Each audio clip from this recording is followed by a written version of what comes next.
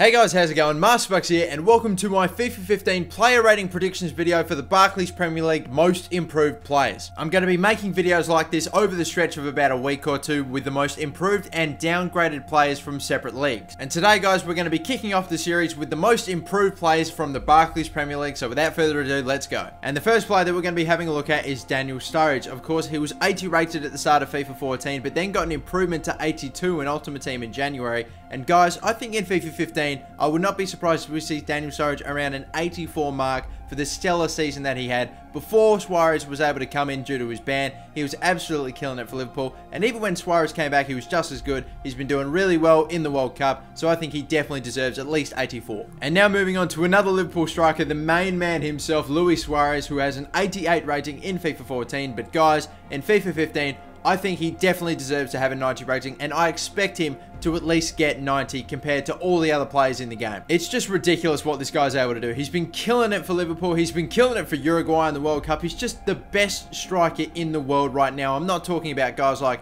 Ronaldo who are wingers and stuff like that. Guys like out of, you know, your Messis and your Ibrahimovic's. I swear to God, I think Suarez is the best one. And this is coming from a pretty big Messi fan. But yeah, guys, Luis Suarez, a 90 rating. I think it's a pretty good no-brainer. On to the next one, and it is another Liverpool player. It is the man himself, Steven Gerrard, who, yes, is getting quite old, and you wouldn't normally think EA would give improvements to older players in the game. It's quite a rarity, but I think given the season that Gerrard had, he definitely deserves an improvement. He was 83 rated at the start of FIFA 13, and I think he should be 84 rated, or I expect him to be 84 rated at the start of FIFA 15. He does get a bit of a pace downgrade, but that's only because he's coming with old age. Yeah, I really do think that EA may make a little bit of a special sort of a case when it comes to Gerrard and give him a 1 overall boost. Now moving on to another first non-Liverpool player in the video, and this is Yaya Toure. 86 rated at the start of FIFA 14, and he didn't actually get an improvement in January, which I thought was a little bit odd, but he has had an unbelievable season so far, guys, for a midfielder, being one of the league's top goal scorers last season, and it's just been an overall tank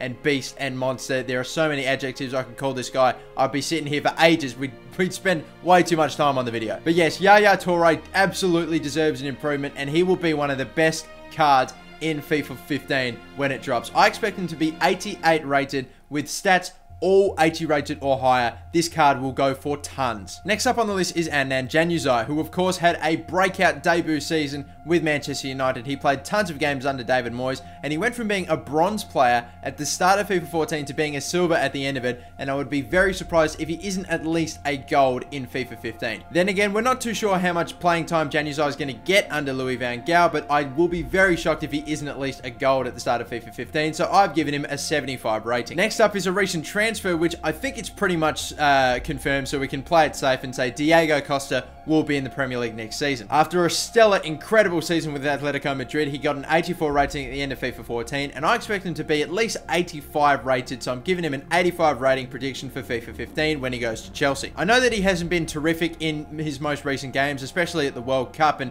not to mention the Champions League final, but I'm thinking that his injury that he picked up may have been the cause for his not so great performances, but hopefully in the amount of time between the end of the World Cup and the start of the Premier League, he should be able to bounce back and get back to his normal self, and if that is the case, he definitely warrants an 85 overall. Now moving on to another Liverpool player, and this is Raheem Sterling. 77 rated at the end of FIFA 14, and guys, I think 79 is more than fair for a rating for him in FIFA 15. To be honest, guys, I nearly gave him an 80 predicted rating, but I think it'd either be 79 or 80, and it was a bit of a flip of the coin. I played it safe and going with 79, but if he did get 80, you wouldn't hear any arguments from me. I think it would be absolutely warranted. He gets a bit of a pace increase as well as a general increase to all of his other stats for just having a fantastic end of the season and for doing some pretty good stuff for England in the World Cup too. The next player is Romelu Lukaku, who loaned away from Everton had a fantastic season for them. It's weird, whenever Lukaku gets loaned away from Chelsea, he has a fantastic season. Whenever he goes back to Chelsea, whatever games he plays for them, he seems to play like crap. But Romelu Lukaku, again, after the fantastic season he had for Everton, I think he gets a 1 overall increase. I was thinking 82, but I don't think that would be fair for Lukaku, so I've given him an 81 predicted rating. It'll just be a matter of if he actually is going to be at Chelsea for the start of FIFA 15. Now moving on to another player that had a very good season last year, and that is Adam Lallana. The Southampton English midfielder finished up with 79 for his overall at the end of FIFA 14,